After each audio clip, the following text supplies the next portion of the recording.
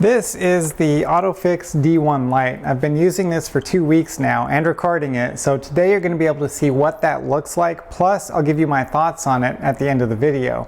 First, let's see what this thing is made of. So it's got a full color 7-inch touchscreen and there's no buttons on it, except for that one right there, that little power button. That's all you get, which makes this a much more compact design. Look at that, super thin, really lightweight.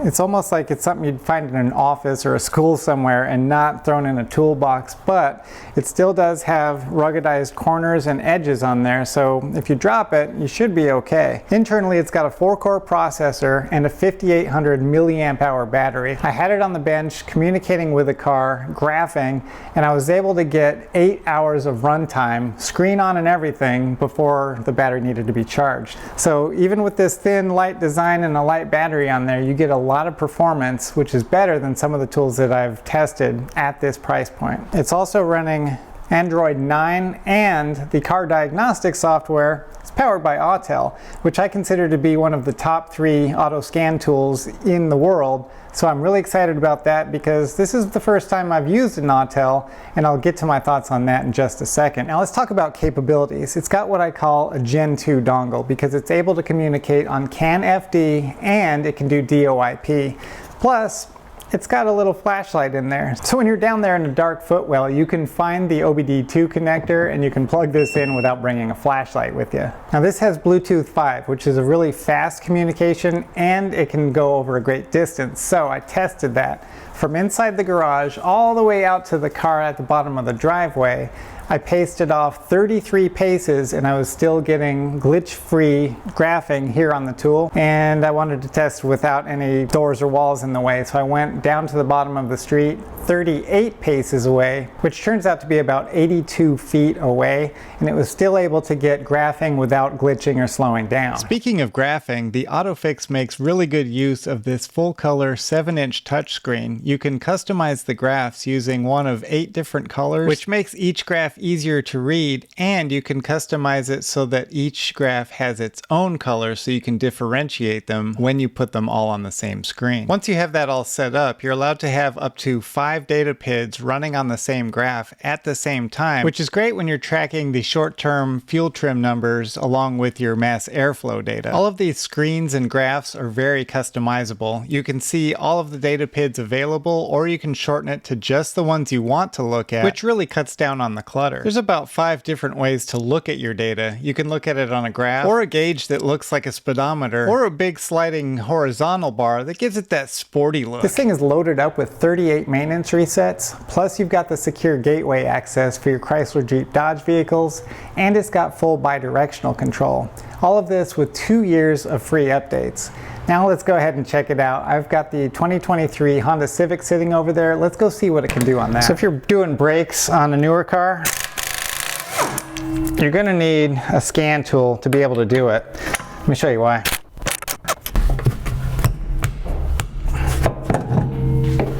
So the parking brake on this car uses an electric motor. There it is right there. So to be able to push the pistons back in so you can get your brake pads done, you gotta use the electric motor to spread them out. Come back here, I'll show you. Now on this tool, you've got brake pad maintenance mode. So to enter brake pad maintenance mode, you just hit that and then hit OK. But I'll show you on the brake pad what it looks like when you do that. Okay, just hit OK.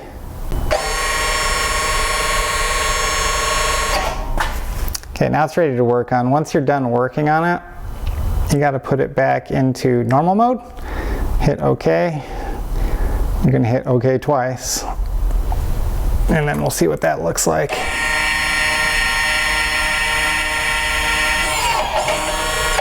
There you go. Now it's reset, ready to go. Let's move on to this Chevy. We just did an oil change and we have to reset that oil change light on the dashboard. This is a really easy way to do it because honestly, I don't even know how to do it without a tool like this. So once we have the right car selected, go to Oil Life Reset and then wait just a second and there you go. You can input the oil life that you want. We're going to go ahead and set that to 100 because we've got a fresh oil change and it's ready to go. Now that the computer's been reset, we can check the dash to make sure that that reminder is out. Yep, we're good to go. I'm always interested in the way that these tools connect. So let's go ahead and turn it on, and I'll show you the way that this one works. Now, you're not required to have a internet connection when you're using it, so you can use it out in the field. It doesn't need Wi-Fi or anything like that. But once it gets booted up here, we're going to see that it's going to ask for my Wi-Fi. Now, we've already done that. We showed you that it won't even allow you to use the tool, not even once, without first touching base with the internet. So it needs some Wi-Fi access. It touches base, goes to the mothership, and then comes back and says okay. Now it's going to ask me for an account here. I'm going to do it without an account. Now we're going to go into diagnostics. Okay, and then Toyota, which is, okay, so that's one thing that the Autel user interface, it's different. It slides to the left instead of up to see your next page. So that's why I'm just kind of learning how to use this thing. I've never used an Autel before. Toyota's in here somewhere. We will find it. Okay, Toyota's the last one. Here we go. Okay, again, the disclaimer about the product use. I will not hold Autel responsible for anything I do that screws up the car. Here we go. I just signed my life away. Okay, now I've got 5 times left. I've already used this thing 5 times.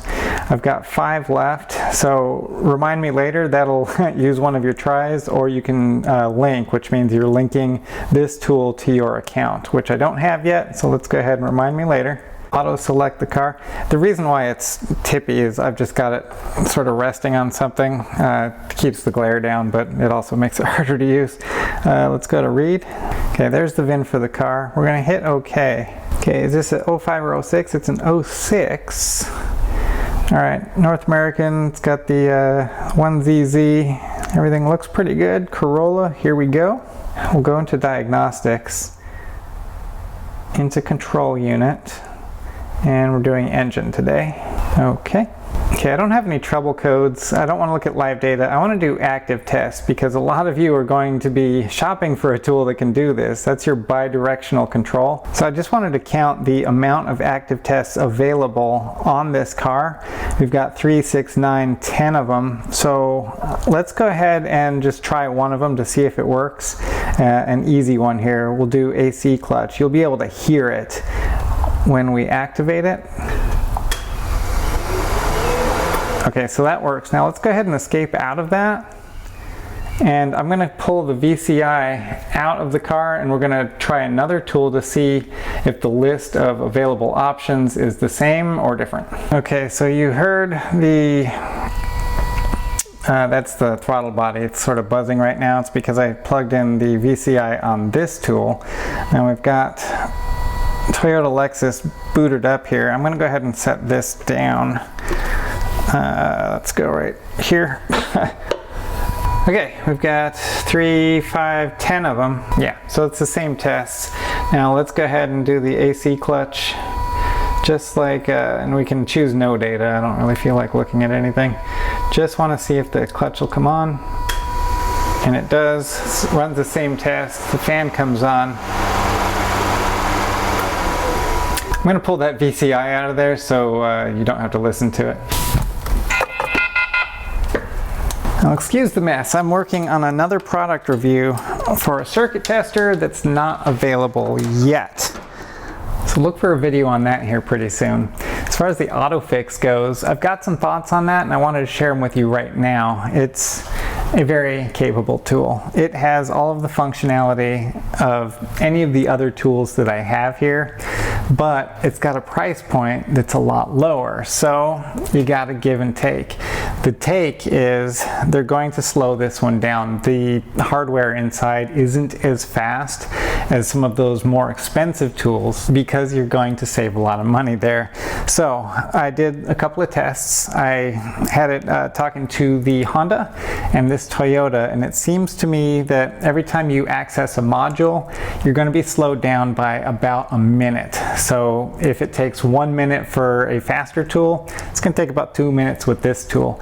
which isn't bad if you're a do-it-yourselfer, but if you're a professional, I can see where that would slow you down. That's going to cost you because time is money, and if you're in a professional environment, you're going to want a little bit more speed. Now, Autel and AutoFix do have faster versions of scan tools. There's a whole range of different tools. You got D1 Lite here, you've got Pro and different levels, and those are going to scale you up in performance and also scale you up in MSRP. Now, would I recommend a do-it-yourselfer pay extra money for that? No, not unless you just have that kind of coin and it doesn't matter. As far as a professional goes, I think that's going to depend on your budget and how often you diagnose cars and use these scan tools in the professional environment. But that's sort of the purpose of a video like this. You can get your eyes on what a tool like this looks like in the real world, working on a real car, so you can make a better decision on whether this is right for you. Now, if you think this is the right tool for you, of course I've left a link down in the description that'll get you to the product page. You can pick one of these up for yourself and you can start testing and scanning and diagnosing cars just like a champion. If not, that's okay too, because either way, I will see you in the next video. Thank you for watching.